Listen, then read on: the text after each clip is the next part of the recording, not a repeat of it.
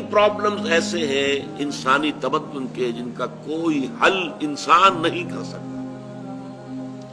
سب سے پہلا مسئلہ اور سب سے پرانا مسئلہ، ابدی مسئلہ ہمیشہ سے ہے جب سے انسان ہے، عورت اور مرد کے حقوق و اختیارات میں کیا تقسیم ہونی چاہیے. آپ کو معلوم ہے افراط و تفریط. یا تو عورت کو ملکیت بنا دیا گیا، جیسے بھیڑ بکری جو ہے آپ کے کھوٹے سے باندھ رکھی ہے، ایسے ایک عورت بھی باندھی ہوئی ہے، وہ آپ کی ملکیت ہے، اس کے کوئی حقوق نہیں ہے، اس کا کوئی لیگل سٹیٹس نہیں ہے، اس کا کوئی تشخص نہیں، کوئی ہے ہی نہیں. یا وہ انتہا ہوگی اور یا وہ انتہا ہے جو آج آ گئی ہے، بالکل مرد کے شانہ بشانہ. ساری تخلیقی مصلحتوں کو چھوڑا، ساری جو بھی انسان کی جو انیٹومیکل جو بھی ڈفرنسز ہیں ان کو چھوڑا، جو سائیکولوجیکل فرق ہے ان کی تخلیق میں اس کو ایک جیسے برابر، نہیں قتل نہیں. ان دونوں کے درمیان کیا توازن ہے؟ یا وہ لونڈی بن گئی، بھیڑ بکری کی طرح کی ملکیت بن گئی، اس کا کوئی حق نہیں، اس کا کوئی لیگل سٹیٹس نہیں، اس کے والدین نے جہاں چاہا شادی کر دی، اس کی مرضی پوچھنے کا کوئی سوال ہی نہیں، جس کے چاہا حوالے کر دیا. وہ آج جو چل رہی ہے ونی کی رسم، وہ عورت کا کیا اختیار اس کے اندر، اس بچیوں کا کیا اختیار ہے؟ وہ 1.5 سال کی ایک بچی بھی دے دی گئی ہے. انا للہ و انا الیہ راجعون. جو چاہے کریں. یہ تو ایک انتہا ہے. دوسری انتہا بالکل برابر. نتیجہ کیا نکلا ہے؟ بالکل برابر میں خاندانی نظام برباد ہو گیا، اس لیے کہ ایک ادارے کے 2 سربراہ برابر اختیار والے نہیں ہو سکتے. کسی محکمے کے 2 ڈائریکٹر ہو سکتے ہیں، کسی فرم کے مینیجنگ ڈائریکٹر 2 ہو سکتے ہیں. ڈائریکٹر 10 بنا لیں آپ، مینیجنگ ڈائریکٹر 1 ہوگا. کسی فرم کا چیئرمین 1 ہوگا، 2 نہیں ہو سکتے. کسی بھی ادارے کی اگر 2 بنا دیں گے فساد ہوگا، جھگڑا ہوگا، ان دونوں کے درمیان رساکشی ہوگی. یہی تو ہمارا سب سے بڑا مسئلہ بنا ہوا ہے. پاکستان کا مسئلہ کیا ہے؟ ہم نے پارلیمانی نظام اختیار کیا ہوا ہے، انتہائی بیہودہ نظام، غیر منطقی نظام. آپ نے 2 بڑی بڑی سیٹس کریٹ کر دی، ایک ہیڈ آف دی اسٹیٹ ہے، ایک ہیڈ آف دی گورنمنٹ ہے. اب ان دونوں کے درمیان حقوق اور فرائض اور اختیارات کا کیا تقسیم ہوگی؟ ہو ہی نہیں سکتی. یا سارا کچھ صدر کے پاس جائے گا اور وزیر اعظم جو ہے وہ جونیجو کی مانند وزیر اعظم بن جائے گا، یا سارا کچھ وزیر اعظم کے ہاتھ میں ہوگا اور صدر جو ہے چودھری فضل الہی بن جائے گا، کہ جس کو وہاں ان کی دیواروں پر لکھا گیا تھا رہا کرو انہیں، چودھری فضل الہی کو رہا کرو. یہی ہوگا. تو ایک گھر کے 2 جو ہے 2 سربراہ نہیں ہو سکتے. خاندانی ادارہ تباہ ہو چکا ہے. اور جیسے کہ یہ آپ کو کہاوت ہے کہ جس بلی کی دم کٹ جائے وہ چاہتی ہے کہ تمام بلیوں کی دمیں کٹ جائیں. یورپ میں، امریکہ میں برباد ہو گیا خاندانی ادارہ. آج وہ تلے ہوئے ہیں کہ مشرق میں اور خاص طور پر مسلمان ممالک میں ابھی اگر کچھ انٹیکٹ ہے یہ خاندانی ادارہ، کچھ خاندانی اقدار ہیں جو برقرار ہیں، کچھ والدین کی عزت اور عظمت اور کچھ ان کا احترام اور ادب اور خدمت کا مادہ ہے جو برقرار ہے. چاہتے ہیں کہ ختم ہو جائے، تباہ و برباد ہو جائے. والدین بوڑھے ہو گئے تو پھینکو ان کو اولڈ ایج ہاؤسز کے اندر، اولڈ ہاؤسز میں. گھر میں کائے کو رکھنا ہے؟ نوجوان جوڑا ہے، اس کے خامخواہ ان کی خواہشات اور ان کے معمولات میں بیچ میں آڑے آنا. بوڑھی ماں جو ہے بولے بغیر رہے گی نہیں، دنگا فساد ہوگا تو رکھو اس کو وہاں پر ہولڈ ہاؤس کے اندر.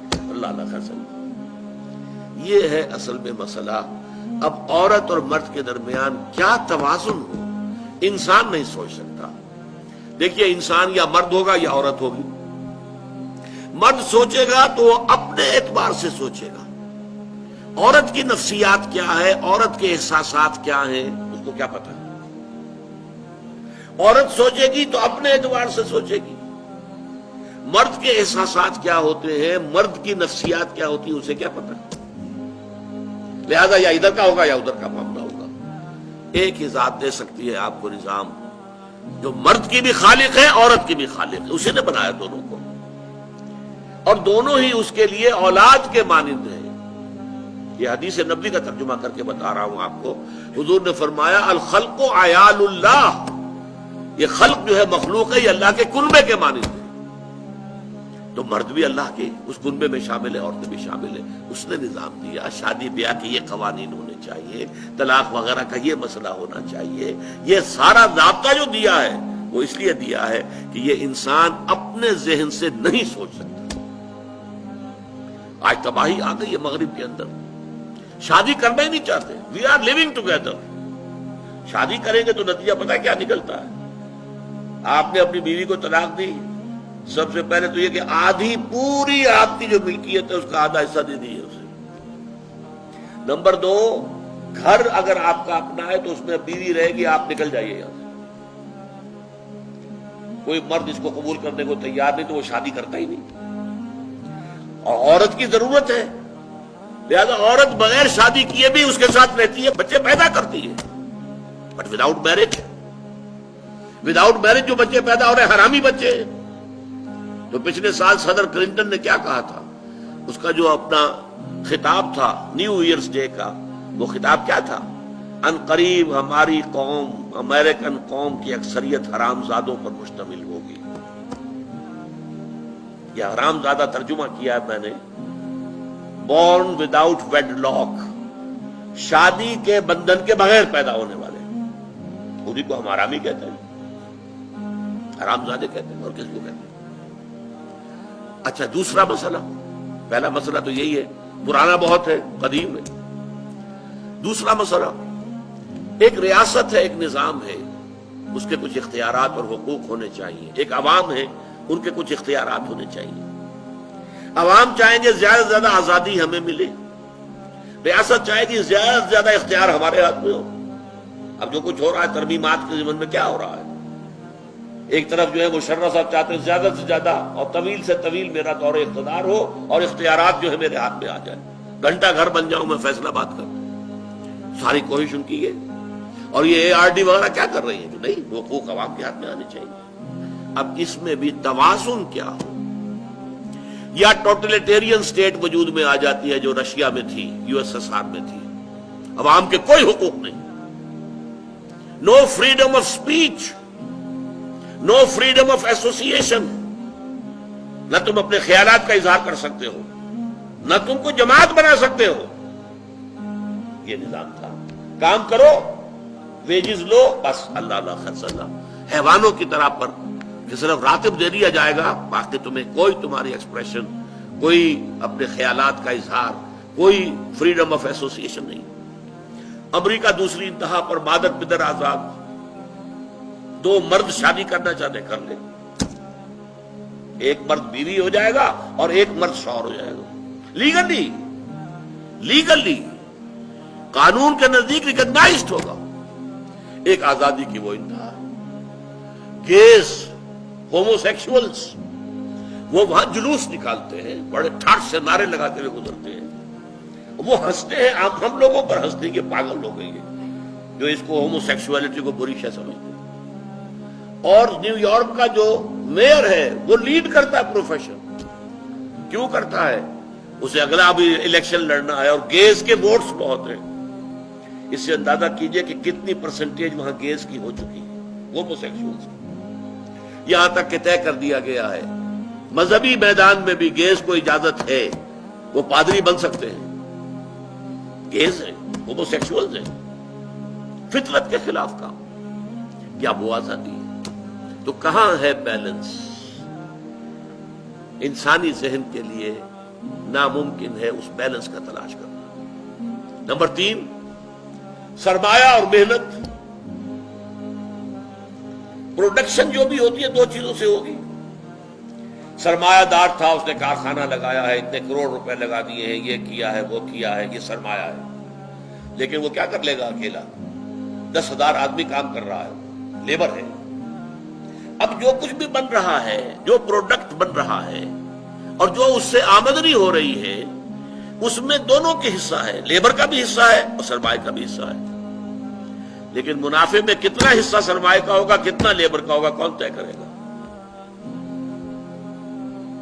یا تو سرمایہ داری بن جائے گی، سب میں تو آپ کو 10 روپے دے سکتا ہوں ڈیلی ویج، منظور ہے تو کام کیجئے ورنہ چاہیے دفع ہو جائیے. اور بہت سے آپ کے بھائی موجود ہیں جو 10 روپے پر کام کرنے کے لیے تیار ہو جائیں گے.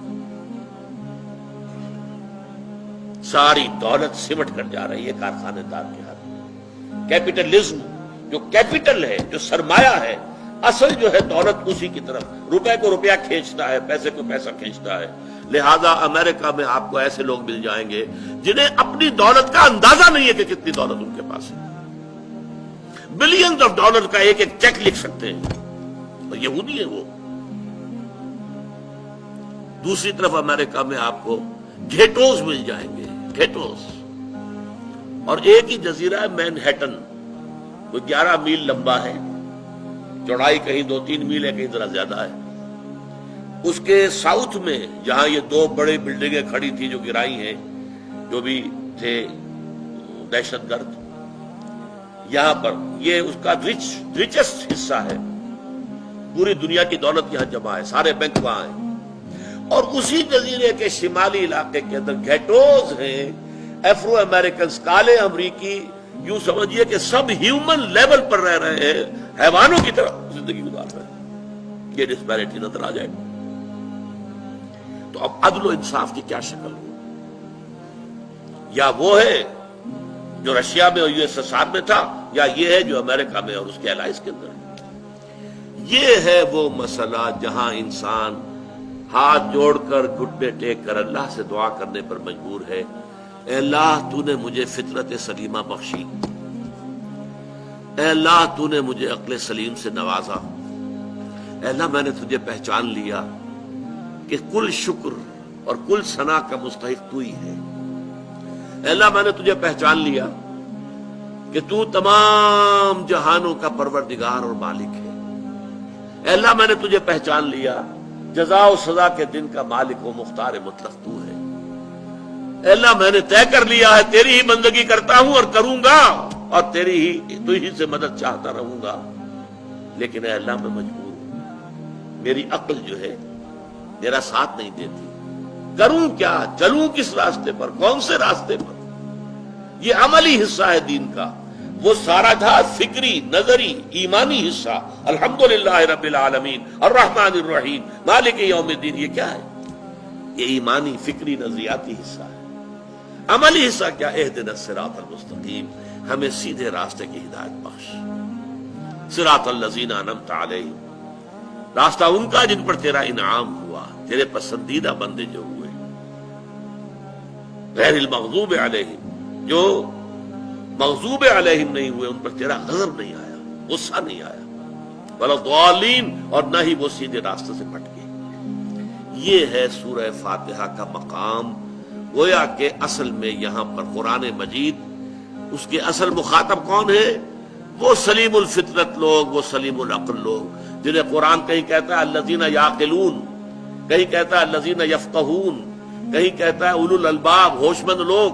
یہ وہ لوگ ہیں کہ قرآن مجید اصل میں ان سے مخاطب ہے. اور وہ خود سفر طے کر کے اللہ کی ذات تک، معرفت خداوندی تک تو پہنچ گئے ہیں، لیکن اب عملی زندگی کے اندر رہنمائی کے لیے درخواست کر رہے ہیں اہدنا الصراط المستقیم صراط الذین انعمت علیہم غیر المغضوب علیہم ولا الضالین. یہی وجہ ہے کہ فوراً سورہ بقرہ شروع ہوتی ہے الف لام میم ذالک الکتاب لا ریب فیہ ھدی للمتقین. یہ ہدایت ہم تمہیں دے رہے ہیں.